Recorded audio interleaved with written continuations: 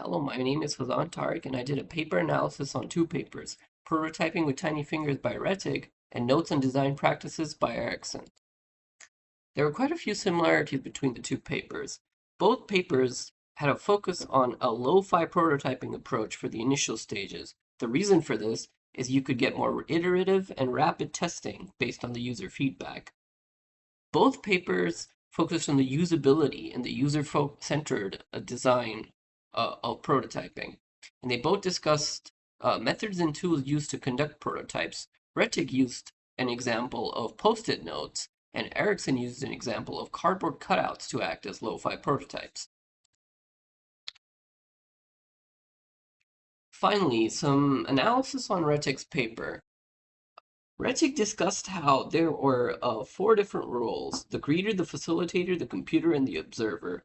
Something I noticed is that with applications like Figma or XD design today, we can reduce or remove the need for some of these roles. For example, the facilitator and the greeter could be the same person, and through their use of recording software, the role observer is of an observer is not necessarily needed.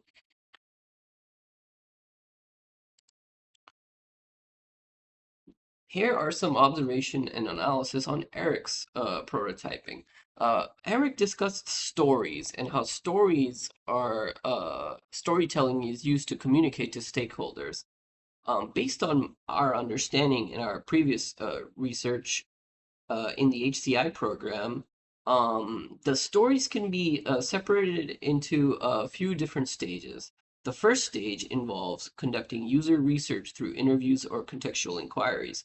Then we can create personas, task scenarios, and other needed scenarios based on conceptual designs that we come up with based on our user feedback.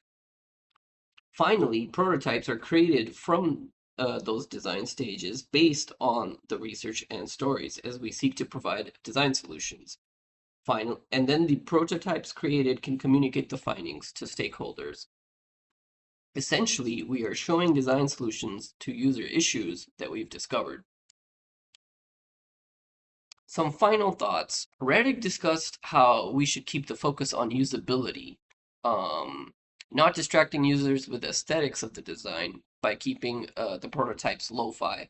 Ericsson seeks to bridge the gaps between designers and users through storytelling and communicating these stories to stakeholders through prototyping. Thank you for watching my presentation, and please leave a comment.